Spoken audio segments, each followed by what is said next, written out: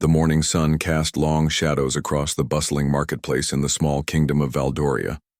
Marcus Thompson, a traveling merchant from England, was setting up his small stall selling handcrafted jewelry and trinkets. He had been visiting this charming European kingdom for 3 months, captivated by its medieval architecture and warm people. The cobblestone streets echoed with the sounds of vendors calling out their wares, children laughing, and horses' hooves clattering against stone. Marcus was arranging his silver necklaces when he heard a commotion near the fountain at the center of the square. A crowd had gathered, their voices rising in panic. Without hesitation, he abandoned his stall and pushed through the gathering people. What he saw made his heart race with fear and adrenaline. A young boy, no more than 8 years old, had fallen into the ornate fountain. The child was thrashing desperately in the water, his small arms flailing as he struggled to stay afloat. The fountain was deeper than it appeared, and the boy was clearly unable to swim. The adults around the fountain seemed frozen in shock, some crying out for help while others looked around desperately for assistance. Marcus didn't think twice. He kicked off his shoes and dove straight into the cold water, his clothes becoming heavy as they absorbed the fountain's contents. The boy was already beginning to sink when Marcus reached him. The child's eyes were wide with terror, and he was gulping water as he tried to call for his mother. "It's okay. I've got you," Marcus said in the little bit of Valdorian he had learned, wrapping his strong arms around the small boy. The child clung to him desperately as Marcus fought against the weight of his soaked clothes to bring them both to safety. The crowd erupted in cheers as Marcus lifted the boy out of the fountain and onto the stone edge. The child was coughing, up water but breathing steadily. A woman broke through the crowd, tears streaming down her face as she reached for her son. She was elegantly dressed, her clothes suggesting she was from a wealthy family. "My baby, my precious boy," she cried in Valdorian, taking the child into her arms. She looked up at Marcus with gratitude that transcended language barriers. Thank you so much. You saved my son's life." Marcus stood dripping wet, catching his breath as he watched the emotional reunion. The boy had stopped coughing and was now looking up at his rescuer with curious eyes. Despite the trauma, there was something bright and intelligent in the child's gaze that reminded Marcus of his own nephew back in England. "Is he hurt?" Marcus asked in his broken Valdorian, concerned about any injuries the boy might have sustained. No injuries," the woman replied, switching to accented English. "Just frightened. We live near here. Please, you must come with us. My husband will want to thank you properly." Before Marcus could protest, several men from the crowd were helping him gather his scattered belongings from the abandoned stall. Word of the rescue was already spreading through the marketplace like wildfire. People were patting him on the back, offering him dry clothes and expressing their admiration in rapid Valdorian that he couldn't fully understand. The woman introduced herself as Elena Moravec, and her son as little Pavel. She insisted that Marcus accompany them to their home, which turned out to be a grand mansion on the hill overlooking the town.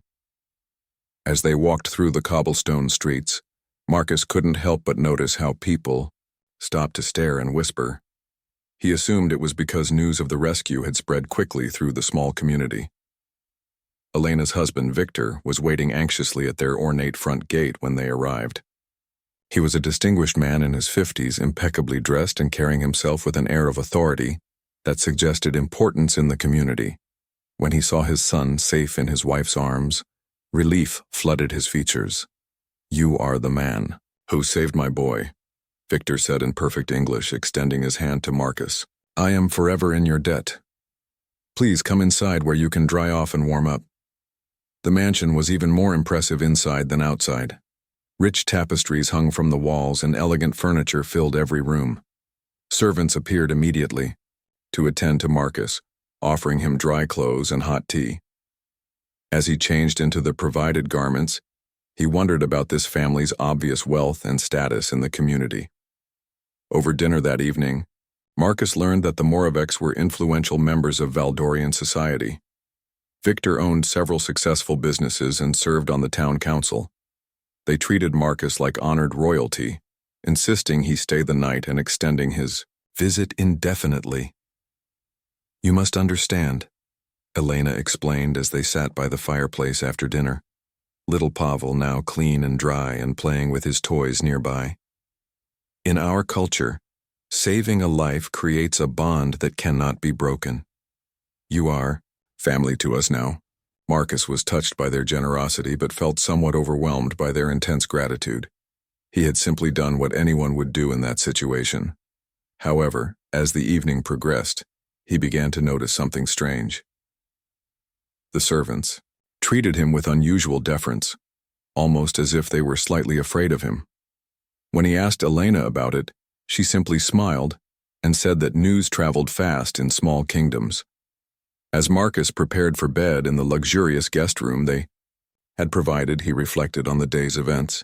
Saving little Pavel had felt natural and right, but something about the family's reaction seemed almost excessive. There was an undercurrent of tension he couldn't quite identify, as if his heroic act had set something larger in motion. Looking out the window at the moonlit kingdom below, Marcus had no idea that his spontaneous act of bravery had caught the attention of someone far more powerful than a wealthy merchant family.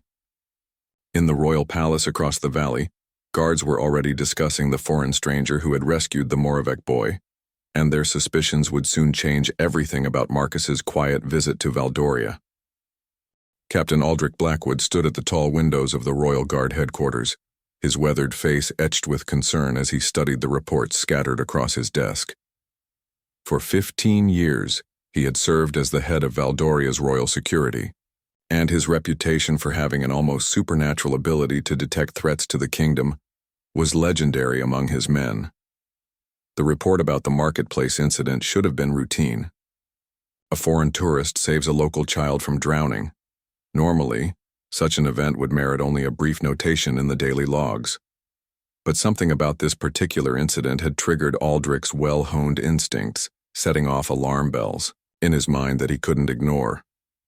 "Sergeant Morrison," he called to his trusted second-in-command, a younger man who had learned to never question the captain's hunches.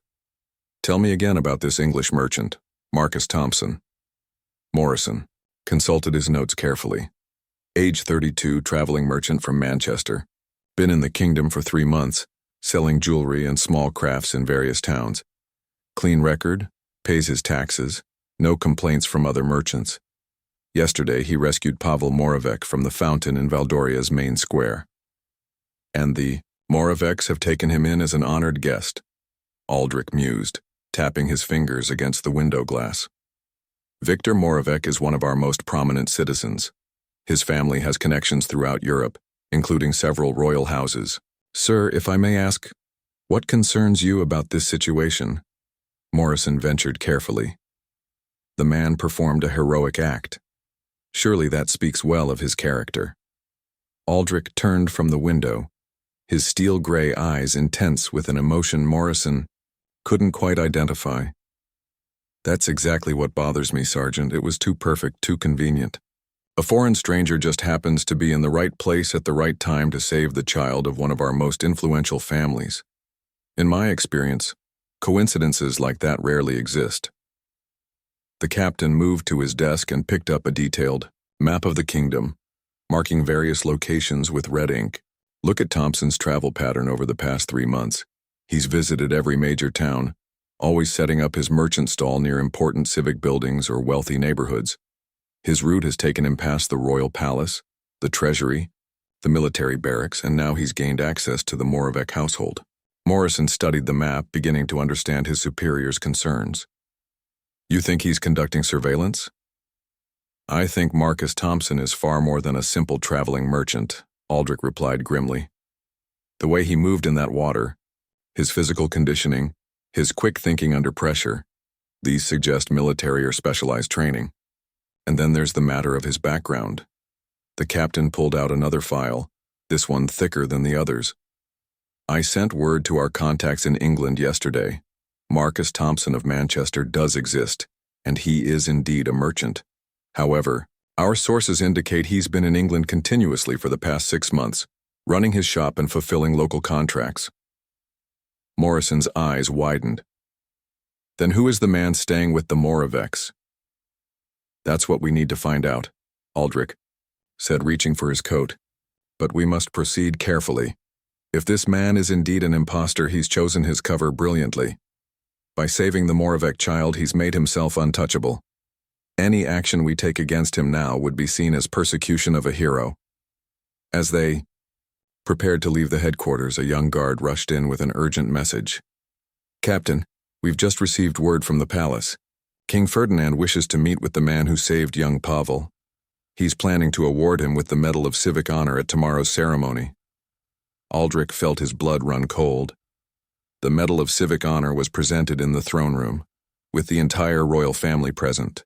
If this Marcus Thompson was indeed a threat, tomorrow's ceremony would provide him with unprecedented access to the kingdom's most protected individuals. "Sergeant, I want surveillance on the Moravec household immediately," he ordered. "Discreet teams, experienced men only. I also want our agents to conduct a thorough search of Thompson's belongings while he's at dinner tonight." "Sir, shouldn't we warn the royal family about your suspicions?" Aldrich paused at the door, his expression troubled. "With what proof, Morrison? A series of coincidences and an old soldier's intuition? The king values evidence, not hunches. If I'm wrong about Thompson, I could destroy an innocent man's reputation and damage our relationships with the Moravec family and the English merchant community. And if you're right, then we may have a very dangerous individual about to gain access to the highest levels of our government," Aldrich replied grimly. That evening, while Marcus dined with the Moravec family, Aldrich's best agents conducted a careful search of the guest room. What they found only deepened the mystery. Thompson's belongings were exactly what one would expect from a traveling merchant: samples of jewelry, business correspondence, personal items. Yet something felt staged about the arrangement, too perfect in its ordinariness.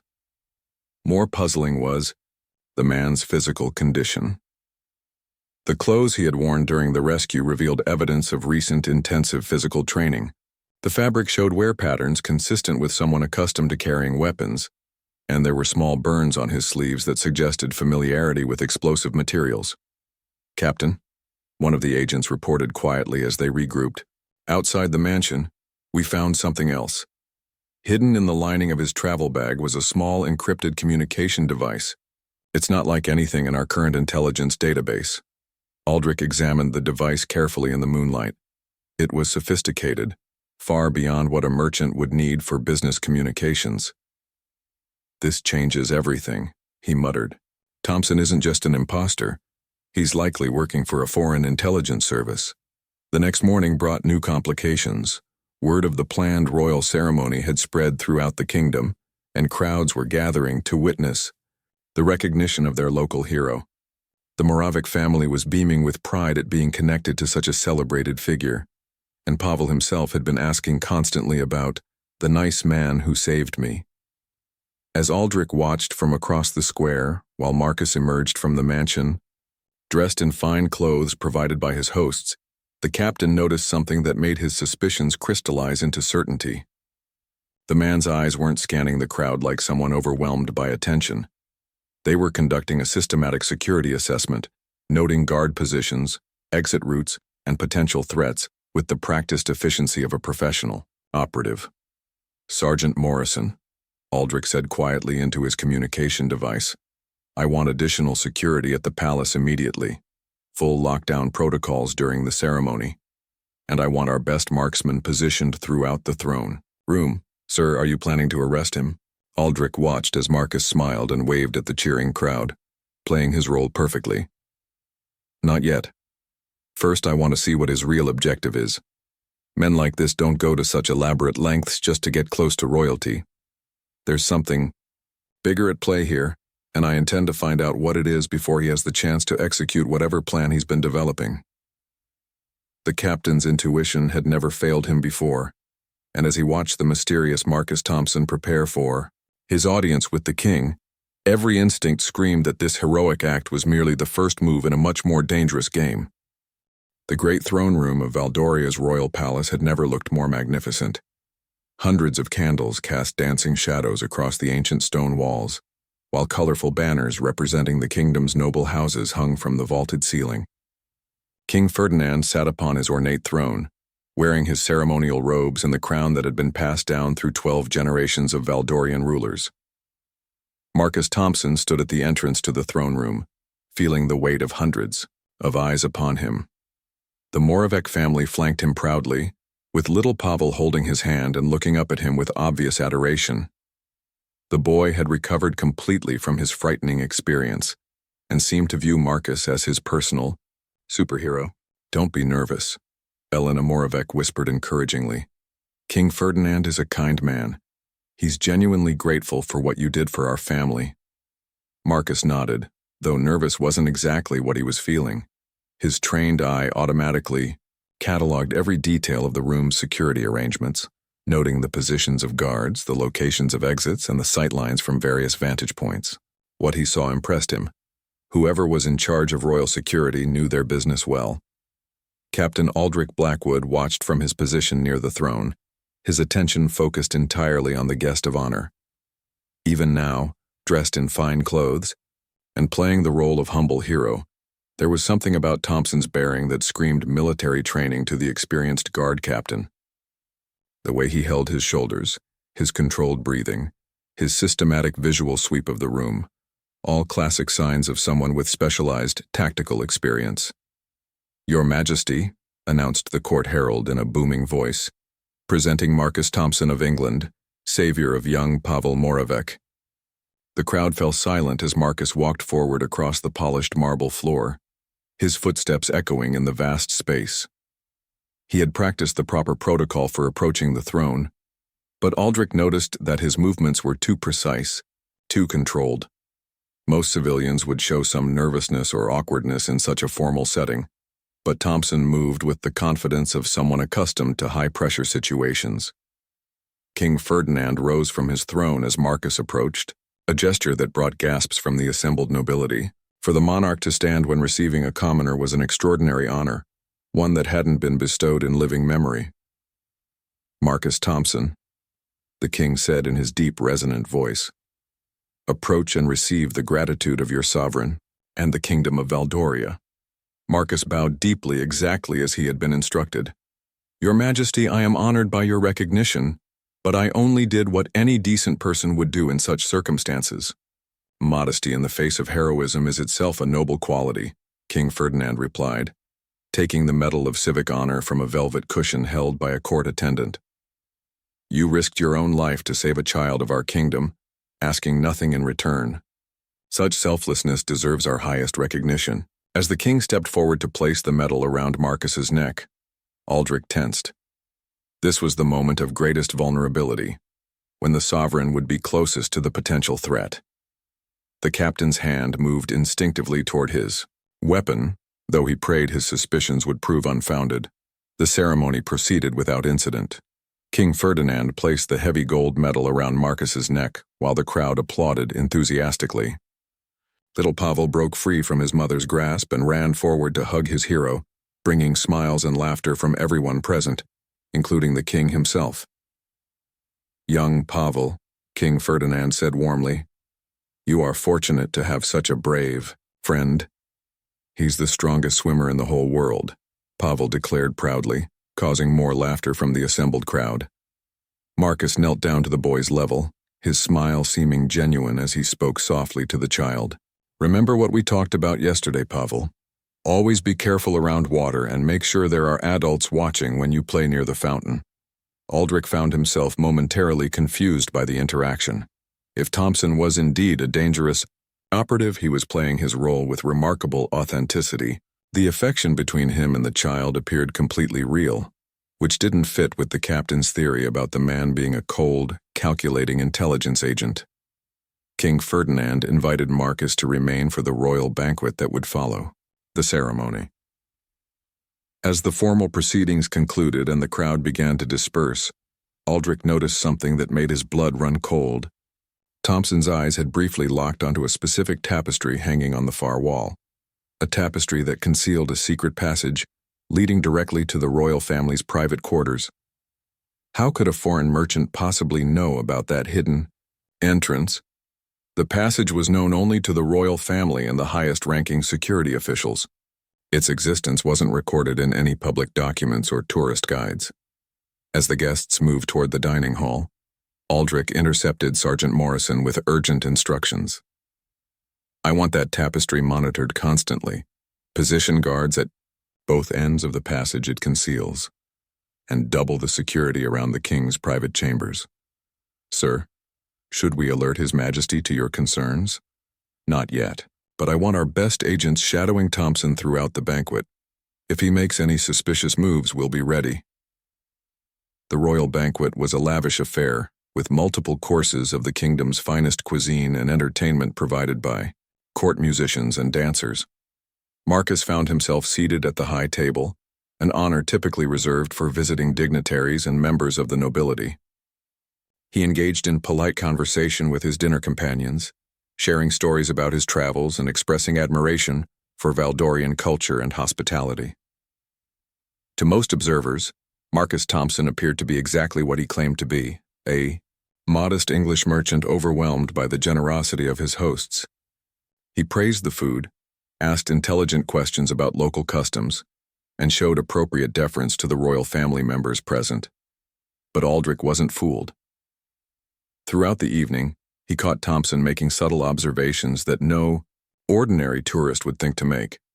The man noted which servants had access to different areas of the palace, identified which guards rotated shifts, and seemed particularly interested in the schedule of royal family activities mentioned in casual conversation. Most damning was a brief moment when Marcus excused himself to use the washroom. Aldrich's agents followed discreetly and reported that Thompson had taken a significantly longer route than necessary, one that passed by several sensitive areas of the palace, including the communications center and the entrance to the royal treasury. The evening wound down. King Ferdinand made a final toast to his honored guest. "Marcus Thompson, you have shown us that heroism knows no borders. You will always be welcome in Valdoria, and should you ever need anything, you have but to ask." Marcus stood and raised his glass in response. "Your Majesty, your kindness overwhelms me. I can only hope that my time in your beautiful kingdom will be remembered fondly by all." Something about that phrasing sent a chill down Aldrich's spine. It sounded almost like a farewell, as if Thompson was planning to conclude whatever mission had brought him to Valdoria. As the banquet ended and guests began to depart, the captain made a decision that would soon prove crucial. "Sergeant Morrison," he said quietly, "I want continuous surveillance on Thompson starting immediately. Something is going to happen soon, and when it does, we need to be ready." As Marcus Thompson left the palace that night, surrounded by the grateful Moravec family and basking in the adulation of the Valdorian people, Captain Aldrich Blackwood was already putting into motion the security measures that would soon reveal the true purpose behind the stranger's heroic act. 3 days after the royal ceremony, Captain Aldrich Blackwood sat in his private office reviewing surveillance reports that only confirmed his worst fears. His agents had been monitoring Marcus Thompson around the clock, and what they had discovered painted a picture of a man with training far beyond that of any ordinary merchant. "Sir," Sergeant Morrison entered with a stack of documents, "the overnight surveillance team has some disturbing news. At precisely 2 in the morning, Thompson left the Moravec mansion through a second-story window." Aldrich looked up sharply. "A window? Not the front door?" "No, sir. He used climbing techniques that our agents described as professional grade, descended the wall like he'd done it 1,000 times before. Then he spent 3 hours conducting what appeared to be reconnaissance of various government buildings throughout the city." The captain studied the detailed maps his agents had prepared, tracking Thompson's nighttime route. The pattern was unmistakable. The man had systematically observed the Ministry of Defense, the Treasury, the Communications Center, and the Royal Archive. Each location had been approached from multiple angles, with Thompson spending considerable time studying guard rotations and security protocols. Most concerning, Morrison continued, was his visit to the old bell tower overlooking the palace. He spent 45 minutes there, using what appeared to be specialized optical equipment to observe the royal residence. Aldrich felt his stomach tighten. The bell tower provided a perfect vantage point for surveillance or for something far more sinister. Did our agents get close enough to see what type of equipment he was using? They maintained distance to avoid detection, but they reported seeing him adjusting what looked like high-powered binoculars, or possibly a scope of some kind. The implications were clear and terrifying. Marcus Thompson wasn't just gathering intelligence. He was planning something that required detailed knowledge of the palace's security arrangements and the royal family's routines. "There's more, sir," Morrison said, producing another report. "Our contact in the English embassy finally responded to our inquiries about Thompson's background. The real Marcus Thompson died in a climbing accident in the Swiss Alps 4 months ago. Whoever saved the Moravec boy, he's been using the identity of a dead man." Aldrich stood and walked to his window, looking out over the kingdom he had sworn to protect. Everything was falling into place now. The perfect timing of the rescue, the extensive knowledge of royal security, the nighttime reconnaissance missions. Someone had sent a highly trained operative to infiltrate Valdorian society, and they had chosen their cover identity brilliantly. "Sir, there's something else you should know," Morrison said hesitantly. "The communication device we found in his belongings? Our technical experts have been analyzing it. It's designed to receive encrypted signals from outside the kingdom. They believe it's sophisticated enough to coordinate timing with external operatives." "External operatives?" Aldrich turned back to his sergeant. "You think there are others?" "It's possible, sir. An operation of this complexity would likely involve multiple agents. Thompson may just be the advanced scout, preparing the way for something much larger." The captain moved to his desk and began reviewing intelligence reports from neighboring kingdoms. For months there had been whispers of political instability in the region, rumors of foreign powers seeking to influence smaller nations like Valdoria. Until now, these reports had seemed like distant concerns, but Thompson's presence suggested the threat was much closer to home. "I want an emergency meeting with the Intelligence Council," Aldrich decided. "And we need to start preparing countermeasures immediately.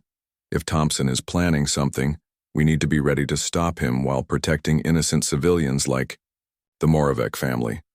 The situation was complicated by Thompson's hero status among the people. Any action taken against him would need to be carefully planned to avoid public backlash. The man had saved a child's life in front of dozens of witnesses. Convincing anyone that he posed a threat would be extremely difficult without concrete evidence of wrongdoing. Later that afternoon, Aldrich met with his most trusted agents in a secure conference room deep beneath the Royal Guard headquarters. The men and women assembled represented decades of combined experience in protecting the kingdom from various threats. "Gentlemen and ladies," Aldrich began, "we are facing a situation unlike any in our experience. We have a foreign operative who has gained access to our highest levels of society through an act of apparent heroism. He has been awarded the Medal of Civic Honor by the King himself, and is currently a guest in one of our most prominent households." Agent Sarah Mitchell, one of the kingdom's most experienced intelligence analysts, raised her hand. "Captain, do we have any idea what his ultimate objective might be? Political assassination? Theft of state secrets? Something else entirely?" "Based on his reconnaissance patterns, I believe we're looking at a potential assassination attempt on the royal family," Aldrich replied grimly. "The bell tower observation post, his interest in the hidden passages, his careful study of security rotations, it all points towards someone planning a strike against the palace." The room fell silent as the agents absorbed this information. An attack on the royal family would be devastating not just to the monarchy, but to the kingdom's stability and international standing. Agent Robert Chen, a specialist in foreign intelligence operations, spoke up. "If this is part of a larger conspiracy involving multiple operatives, we need to consider the possibility that Thompson's exposure might be intentional. He could be meant to be discovered, serving as a distraction while the real attack comes from an unexpected direction." This possibility hadn't occurred to Aldrich, and it added another layer of complexity to an already dangerous situation. If Thompson was expendable, it meant his handlers were planning something so significant that they were willing to sacrifice a highly trained agent to ensure its success. "I want full background checks on every foreign visitor who has entered the kingdom in the past 6 months, Aldrich ordered. "Cross-reference them with any unusual incidents, no matter how minor they might seem." If there are other operatives, we need to identify them before they can act. As the meeting concluded, Aldrich found himself facing an impossible choice. He could order Thompson's immediate arrest, but without concrete evidence of criminal activity, such action would be seen as persecution of a hero.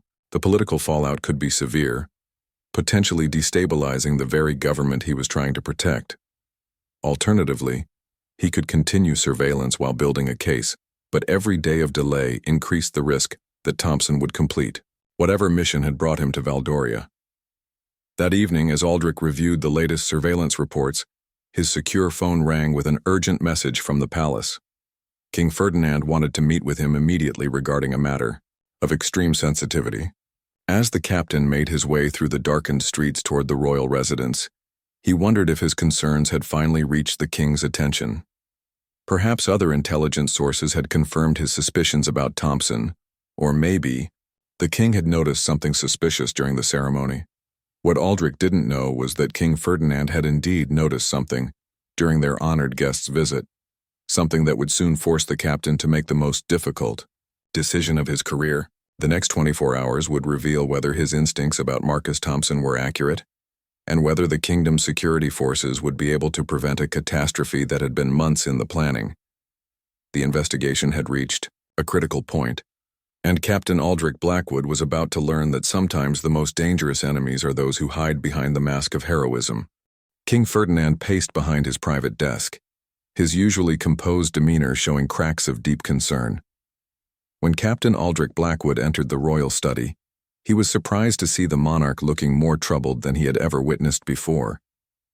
"Your Majesty, you requested to see me urgently," Aldrich said, bowing respectfully. "Sit down, Captain," the king said, gesturing to a chair across from his desk. "What I'm about to tell you must remain strictly confidential until we determine the best course of action." Aldrich felt his pulse quicken. Had the king discovered additional information about Thompson that confirmed his suspicions?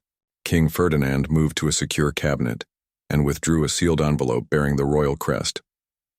"This morning I received communication from the British intelligence service through our embassy. They've been searching for a missing agent for the past 4 months, an agent who matches the physical description of our honored guest, Marcus Thompson." The captain's mind raced as he absorbed this revelation. "A British agent? But Your Majesty, our investigation revealed that the real Marcus Thompson died in Switzerland." "Yes, that's correct," the king confirmed. "The man who saved young Pavel, Moravec, is actually Agent James Morrison, no relation to your Sergeant Morrison, a highly trained operative who disappeared during a mission in Eastern Europe. According to British intelligence, he was investigating a plot by hostile foreign agents to destabilize several European monarchies." Aldrich felt the world shift around him. Everything he had believed about Thompson's mission had been wrong. "So, he's not working against us?" "Quite the opposite," King Ferdinand said, taking his seat. "Agent Morrison was pursuing the very threats you suspected him of being. His disappearance left British intelligence concerned that he had been captured or killed. They've been searching for him ever since." The king opened the envelope and spread several photographs and documents across his desk. "Look at these, Captain. They show Morrison before his disappearance, before he lost significant weight and altered his appearance. The transformation is remarkable." Aldrich studied the images carefully. The man in the photographs was clearly the same person they knew as Marcus Thompson, but he looked healthier, more robust. The current version appeared to have been through significant hardship. According to the British report, the king continued, "Morrison was captured by enemy agents but managed to escape after several weeks of imprisonment. He's been operating independently ever since, trying to complete his original mission while evading recapture. His nighttime reconnaissance," Aldrich realized aloud. He wasn't planning an attack. He was conducting counter-surveillance, trying to identify the real threats. Exactly. The bell tower observation post, his interest in palace security, his study of government buildings, all of it was defensive intelligence gathering. He's been trying to protect us, not harm us. Aldrich felt a mixture of relief and embarrassment wash over him. His instincts about Thompson's training and capabilities had been correct, but he had completely misinterpreted the man's intentions. "Your Majesty, this explains so much about his behavior, the way he moved during the rescue. his combat-ready physical condition, his professional assessment of security arrangements. He was operating as a protective agent, not a hostile operative. King Ferdinand nodded gravely. But here's where the situation becomes more complex, Captain. Morrison's rescue of Pavel Moravec wasn't coincidental. According to British intelligence, the Moravec family has been targeted by the same hostile agents Morrison was originally investigating.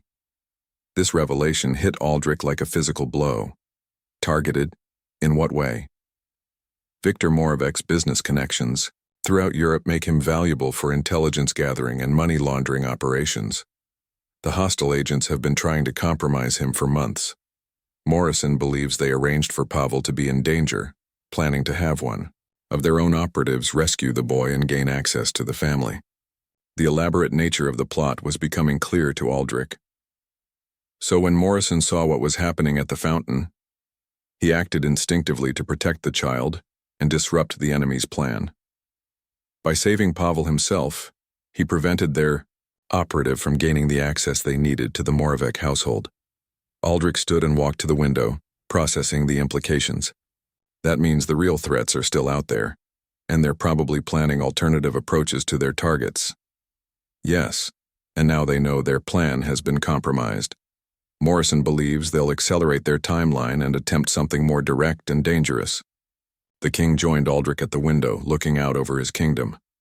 Captain, I need you to coordinate with Agent Morrison immediately. He has intelligence about these threats that we desperately need, and we have resources he requires to complete his mission. Your Majesty, how do we approach him without revealing that we know his true identity? He's been maintaining his cover as Marcus Thompson for important reasons. Leave that to me, the king said. I'll arrange a private meeting under the pretense of wanting to thank him personally for his service to the kingdom. During that meeting, I'll reveal what we know and request his assistance. As Aldrich prepared to leave, the king called him back. Captain, there's one more thing you should know. Morrison's communication device, the one your agents discovered, has been receiving signals indicating that the hostile operatives are planning to strike within the next 48 hours. The urgency of the situation crystallized in Aldrich's mind. Strike at what target, Your Majesty? That's what we need Morrison to help us determine, the king replied grimly. But based on the intelligence patterns, it appears they're planning something during tomorrow night's state dinner. We're hosting ambassadors from 6 neighboring kingdoms. It would be the perfect opportunity for maximum political impact. Aldrich felt his blood run cold. The state dinner was one of the most significant diplomatic events of the year, with representatives from across Europe gathering in the palace. An attack during such an event would not only threaten numerous lives, but could destabilize the entire region's political balance. I'll arrange for Morrison to be brought to the palace immediately, Aldrich said, his mind already working through the logistics. No, the king said firmly. That would be too obvious and might alert the hostile agents if they're monitoring his movements. We need to be more subtle. King Ferdinand moved to his desk and began writing on official palace stationery. I'll send a formal invitation for Marcus Thompson to join me for a private breakfast tomorrow morning. It will appear to be a gesture of continued gratitude, nothing more. During that meeting, we'll reveal what we know and coordinate our response. As Aldrich left the palace, his perception of the entire situation had been completely transformed. The man he had suspected of being a dangerous enemy agent was actually a skilled ally who had been protecting the kingdom while operating under extreme circumstances. Morrison's apparent surveillance activities had been defensive measures, his nighttime reconnaissance had been counterintelligence work, and his rescue of Pavel had likely prevented a much larger catastrophe. The next morning, Agent James Morrison, still maintaining his identity as Marcus Thompson, arrived at the palace for his breakfast meeting with the king. He had dressed carefully in his finest clothes, assuming this was another ceremonial occasion designed to honor his heroic act. He was escorted to the king's private dining room. Morrison's trained senses detected an unusual tension in the palace staff. The security presence seemed heavier than normal, and he noticed several faces he recognized as plainclothes intelligence operatives positioned throughout the corridors. King Ferdinand greeted him warmly, but Morrison immediately sensed that this Meeting had a purpose beyond simple gratitude. The monarch's demeanor carried an undercurrent of serious business that hadn't been present during the public ceremony. "Marcus, or should I say, Agent Morrison, please sit down," the king said, quietly once they were alone. "We have much to discuss." Morrison's hand moved instinctively toward where he would normally carry a concealed weapon, his body tensing for potential threat. But the king's calm, knowing expression told him that his cover had been blown. Not that he was walking into a trap, Your Majesty, Morrison said carefully. "I'm not sure what you mean." "Agent James Morrison, British Intelligence Service, missing in action for 4 months while investigating hostile foreign operations targeting European monarchies," the king recited. "Your government has been very concerned about your disappearance, Morrison." Relaxed slightly, realizing that if the king knew this much detail about his real identity, the information had come from official British sources rather than enemy intelligence. "How long have you known?"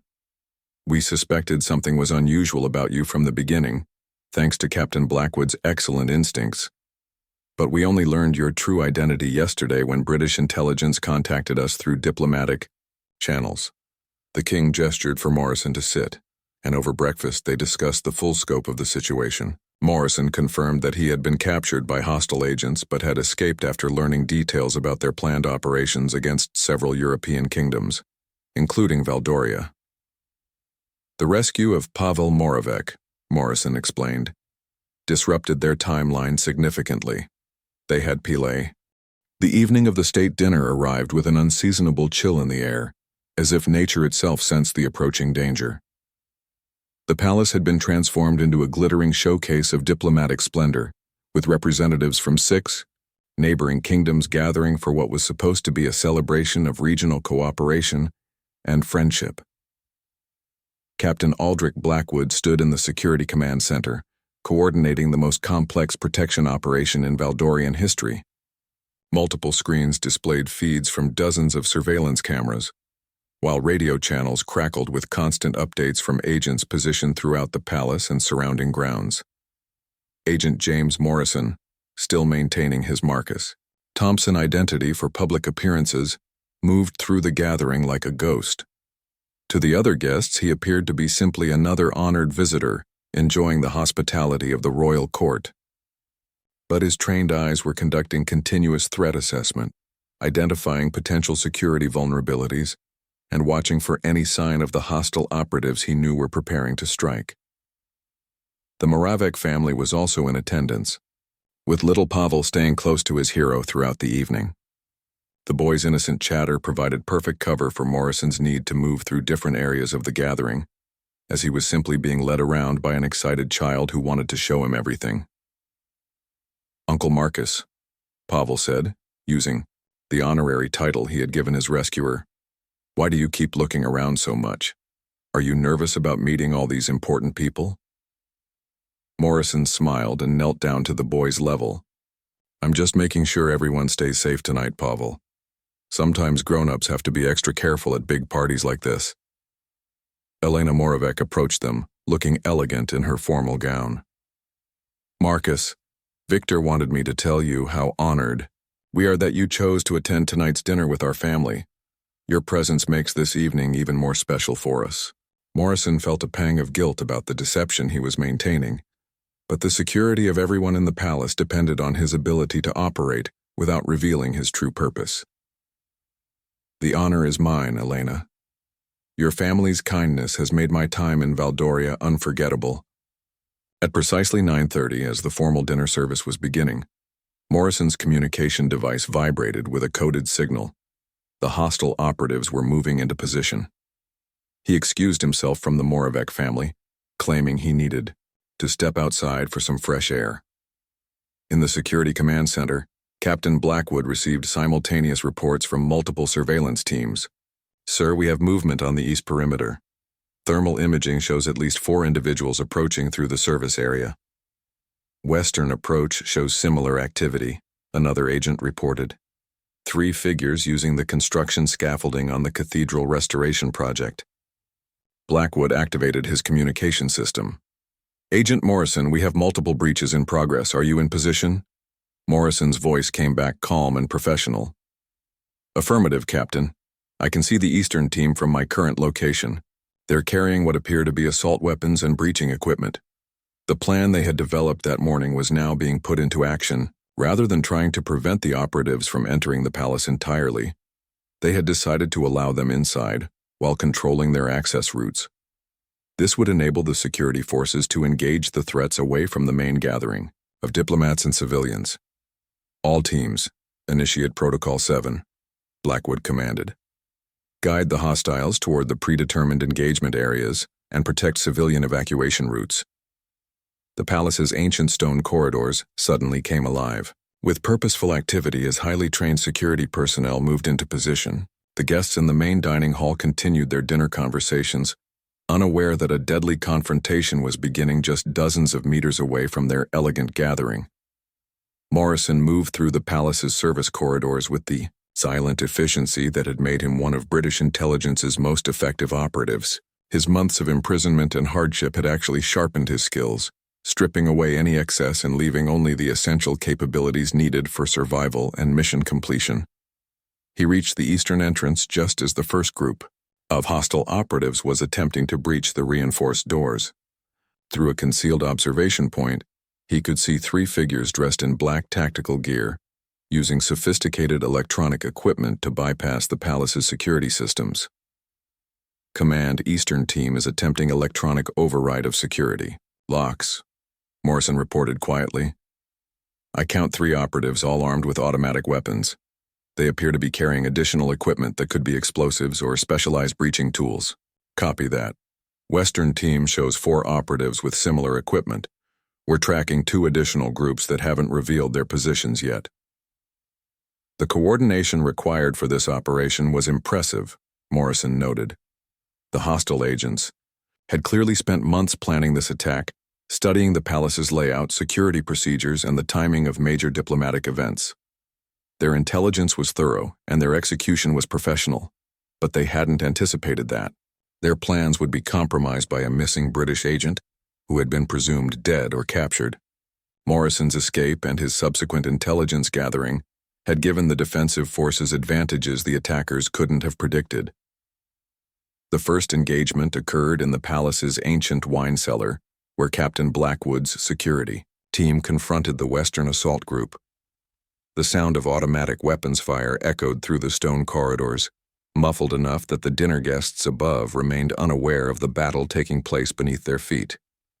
Morrison used the distraction to position himself behind the Eastern team as they finally succeeded in breaching the service entrance. As they moved through the corridors toward their target, he followed at a distance, waiting for the optimal moment to act. The hostile operatives moved with military precision, but Morrison could see they were following predetermined routes that his intelligence had helped the security forces anticipate. Every turn they made, every corridor they chose, led them deeper into areas where they could be engaged without endangering innocent civilians. Command, Eastern Team is approaching Junction 7, Morrison reported. They're carrying what definitely appears to be explosive devices. I believe they're planning to breach the main dining hall from below. Negative, do not allow them to reach that position, Blackwood responded immediately. Civilian casualties would be catastrophic. Morrison knew what he had to do. Breaking his covert surveillance, he moved to intercept the operatives before they could reach their target location. As he rounded the corner ahead of them, he drew the weapon Captain Blackwood had provided and prepared for direct confrontation. Stop where you are, he called out in accented English, hoping to confuse them about his identity and nationality. You are surrounded by palace security forces. The lead operative spun toward him, raising his weapon, but Morrison was already moving. His months of captivity and escape had honed his combat reflexes to a razor's edge. The engagement was brief but intense, with Morrison's superior positioning and knowledge of the palace layout giving him decisive advantages. Within minutes, the Eastern assault team had been neutralized, their explosive devices secured by Blackwood's bomb disposal experts. Similar success was being reported from other engagement areas throughout the palace. Command, this is Agent Morrison. Eastern sector is secure. All hostiles are down. Explosives are secured. Outstanding work, Agent. We're mopping up the remaining operatives now. The dinner guests never even knew they were in danger. As the immediate threat was neutralized, Morrison made his way back toward the main dining hall, where he needed to resume his Marcus Thompson identity. The evening's diplomatic gathering would continue as planned, with none of the distinguished guests aware of how close they had come to becoming victims of an international incident. When he rejoined the Moravec family, little Pavel immediately ran to him with excitement. "Uncle Marcus, where did you go? I was looking for you everywhere." Morrison smiled and lifted the boy into his arms. "I just needed some fresh air, Pavel. But I'm back now, and I'm not going anywhere." Elena Moravec noticed something different about their guest's demeanor. There was a sense of completion about him, as if some burden had been lifted from his shoulders. "Marcus, you look relieved about something. Is everything all right?" "Everything is perfect now, Elena," Morrison replied. And for the first time in months, he truly meant it. "I think my work here in Valdoria is finally complete." As the state dinner continued around them, with diplomats and dignitaries celebrating regional cooperation and friendship, few would ever know that the safety of the evening had been secured by a British agent whose heroic rescue of a drowning child had set in motion a chain of events that ultimately protected them all. Captain Aldrich Blackwood's intuition about Marcus Thompson had been both completely wrong and absolutely correct. The man was indeed far more than he appeared to be, but instead of being a threat to the kingdom, he had proven to be its most effective protector. And little Pavel Moravec, playing happily in his hero's arms, would grow up never knowing that his accidental fall,